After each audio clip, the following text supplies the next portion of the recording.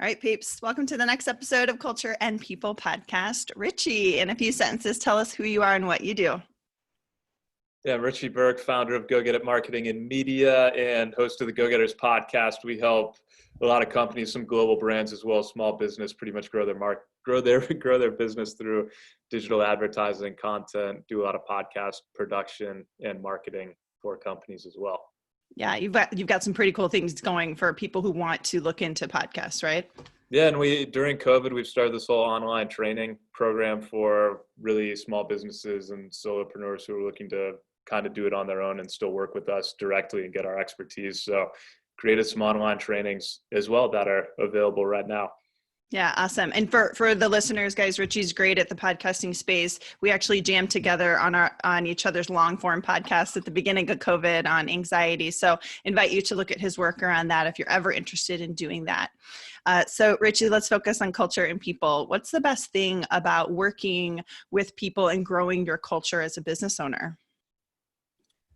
I think the best thing is the growth. You see people grow. That's rewarding.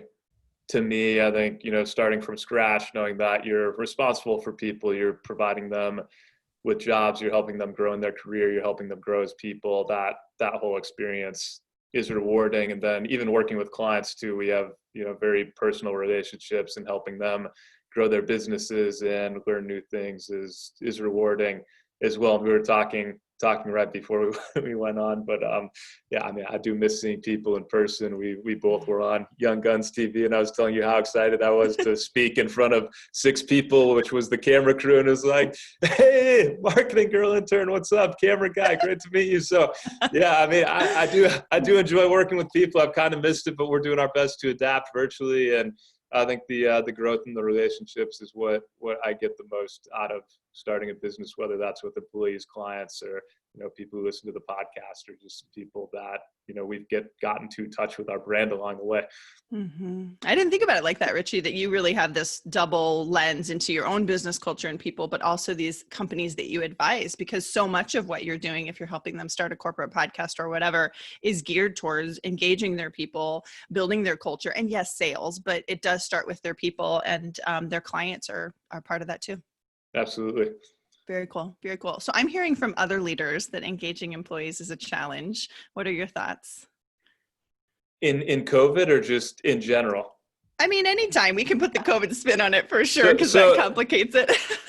So just so people know my perspective, I'm not at a corporate company. We're kind of startup-y. We have about 5 people, and I think it might be a little easier because we're communicating as a team quite often, and that's important. I'm pretty much talking with everyone on the team almost on a daily basis, or definitely a weekly basis, or several times a week.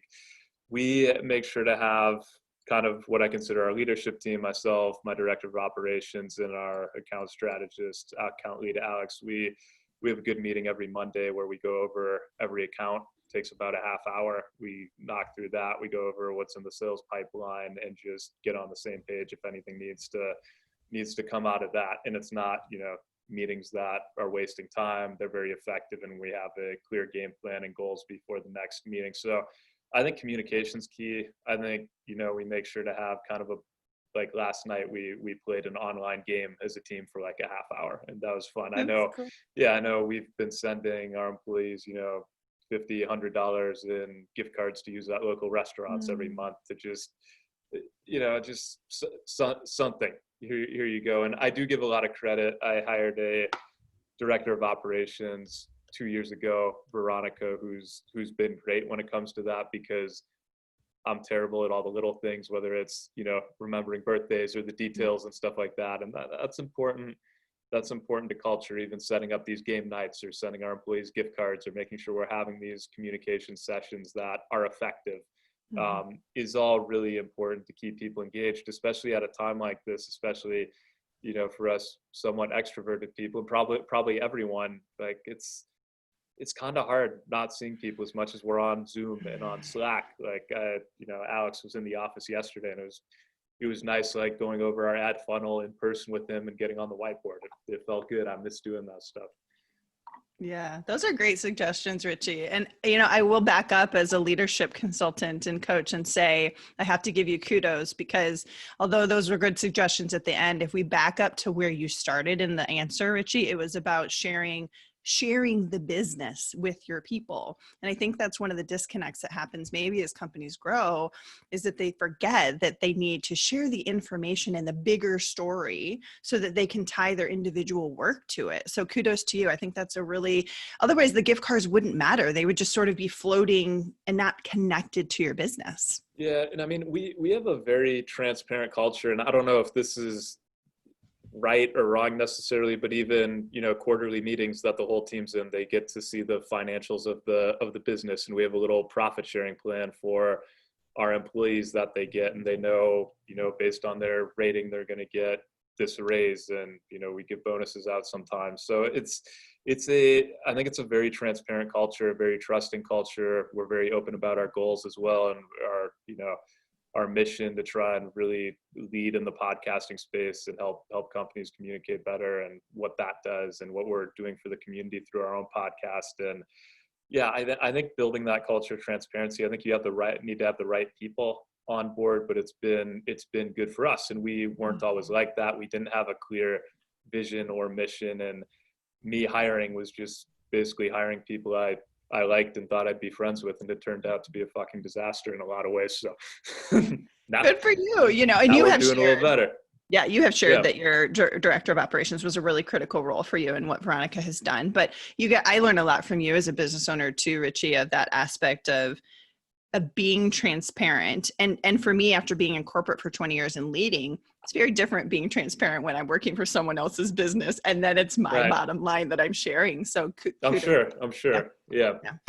What advice do you share with other business owners or leaders like yourself who want to really strengthen their culture and their people? We touched on communication. I like the transparency, and so backtracking a little bit, I think it's just being very clear on who you are as a company and where you're trying to go, and nailing down those values of what you're looking for and hiring just based off of those. For us, it's, we like people who are scrappy and entrepreneurial minded and not afraid to wear a lot of hats and not afraid to have to work late if they need to, and just to get the job done and go above and beyond when that's possible.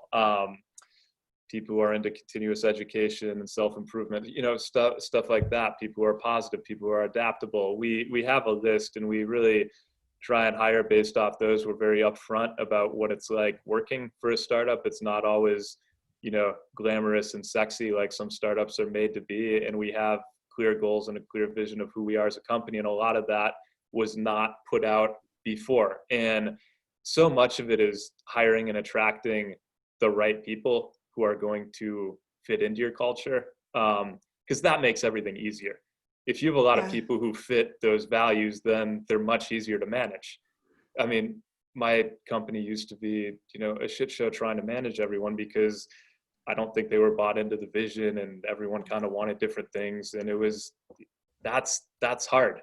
No matter how good of a leader you are, no matter how good of a manager you are, like, it is hard to change people. It's much better to hire people that are already going to be bought in. So I think having that foundation down is really key, and then getting the right people in the building and putting them in the right seats. And if it's not working out, fixing that quick, whether it's moving them into another role or getting them the training they need, or saying, hey, it's just not a good fit, and moving on from each other. Like any, relationship, that's not a good fit. So I think that stuff is important. And I think as far as keeping people engaged, people are really motivated typically by, personal growth and relationships. So I think making sure they're learning a lot and they're engaged every day and they're advancing in their career, if it makes sense, getting them the right training, giving them challenges that they're up for, so they're not just, doing mundane tasks. And then from a relationship standpoint, that's important too. So yeah, that's where, the communication comes in. It's tougher to do team outings now, but even, getting on for a half hour yesterday afternoon before wrapping up the day and playing an online game with everyone and, you know, having fun and talking shit like that. That was a good time. It was a good time. Yeah. So doing what you can right now. That's great. Well, keep up the good work with your team, Richie. We're at time, so this will be it for today, but thanks for being a guest. All right. Thanks so much.